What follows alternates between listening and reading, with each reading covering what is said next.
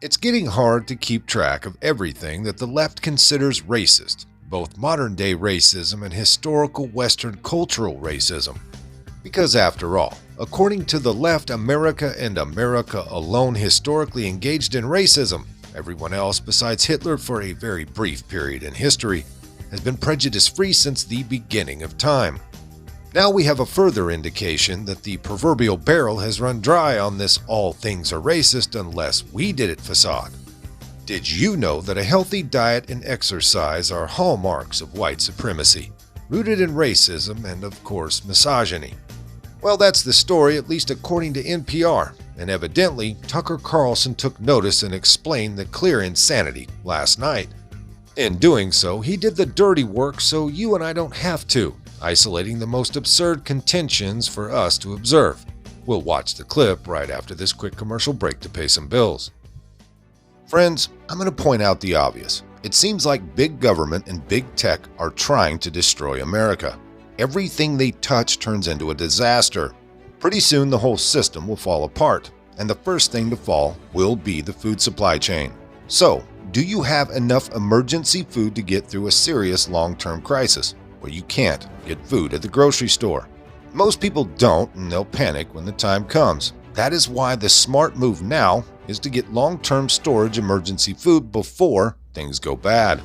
I highly recommend My Patriot Supply. They've served millions of American families and have over 41,000 4-star and 5-star reviews. Their mission is your survival, and right now you can save 25% on a 4-week kit of emergency food that will save the day, probably soon.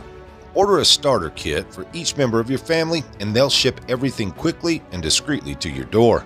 Go to preparewithresurgence.com so you can claim your 4-week emergency food kit and save 25% in the process. That's preparewithresurgence.com or hit that link in the description box. Things seem to be in steep decline over at National Public Radio. NPR's own media reporter just wrote a lengthy piece explaining that the white supremacy they're so concerned about is coming from inside the House. Quote, NPR struggles to retain high-profile journalists of color. Hosts have complained to the network's leadership of pay disparities along racial and gender lines. Well, that sounds systemic and weird considering 99% of NPR's programming is about promoting equity. So what's going on here? Well, to investigate, we listened to many more hours of NPR. Here's part of what we heard. So diet culture is this overarching system of beliefs and values that's really endemic to Western culture at this point in history. Christy Harrison is an anti-diet registered dietitian with a master's in public health. So there was an anti-diet dietitian. Then, when we kept listening, we were introduced to a fitness expert who hates fitness. Listen. I was, and still am in a lot of ways, triggered by hearing the word fitness, because even before you kind of get engrossed in fitness culture, you are inundated into diet culture and some of the toxic messages. There is a growing movement to make fitness culture a more inclusive one. Ilya Parker is a leading voice in that effort. In fact, that was Ilya's voice you heard talking about how fitness is a trigger word. Ilya is a physical therapist assistant, a certified medical exercise specialist, and the owner of Decolonizing Fitness. So here we have a fat fitness constructor, and that's okay.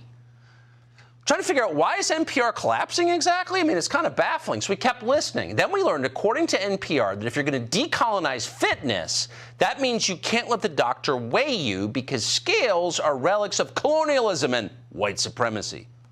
If you're going to your doctor, one thing is that you do not have to be weighed. It is your right to decline to be weighed.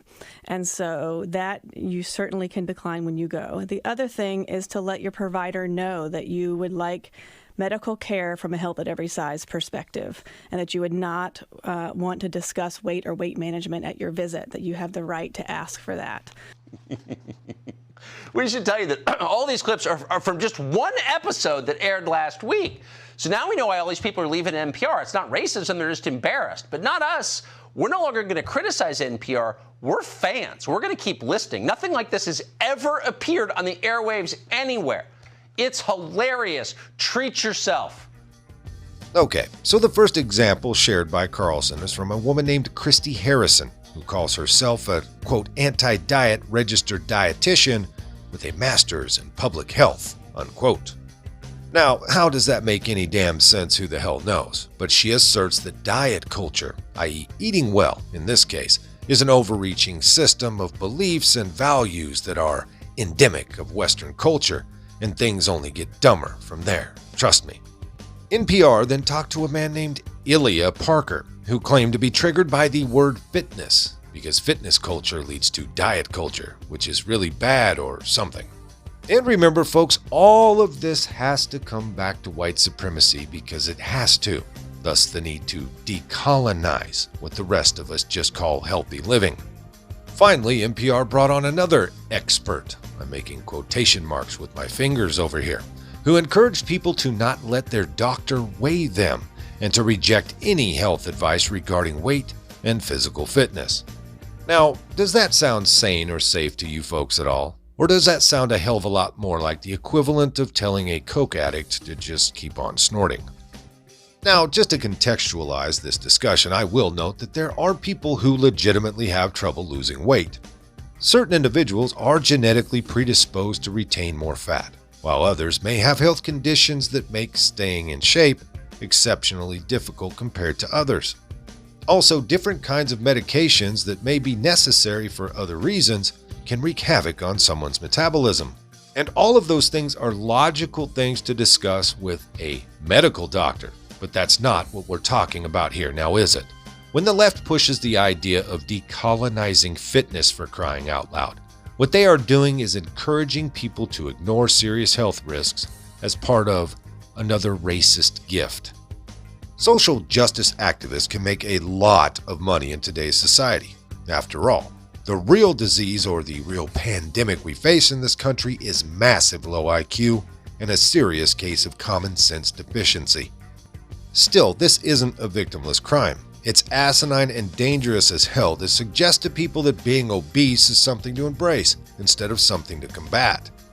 Now, why is it that all of these COVID Karens that want to burn the unvaxxed at the stake not canceling these people over the bat stew comorbidity factor as it relates to obesity? You know, folks, the irony in this can't be understated. The same outlets and political wings that want to forcibly jab you 4 times with bat stew vaccines and mandate you wear an N95 everywhere for your health are suddenly really unconcerned about the very real dangers of obesity when it doesn't fit their damn narrative. A huge number of deaths occur every year because of conditions directly related to obesity. Does the left really care about saving lives? Or do they only pretend to care when they feel it can deliver them more power? Bat stew or not, there's been a very real issue in some communities of color with obesity, leading to all kinds of issues like heart disease and diabetes, just to name a couple. I think we know the answer to why that will never, ever come up. It requires personal responsibility, and that, my friends, flies in the face of the never-ending victim porn the left creates. We can't have any of that, now can we? Most of this came by way of redstate.com. If you liked it, hit that like button. Subscribe if you haven't. Leave a comment down below. There's a PayPal link in the description box, so please put $1 in the bucket on the way out the door. I'd like to thank everyone for all your donations. They're much needed and much appreciated. Now, with all that being said, we'll see you next time. Come on, move! Move! Easy, easy.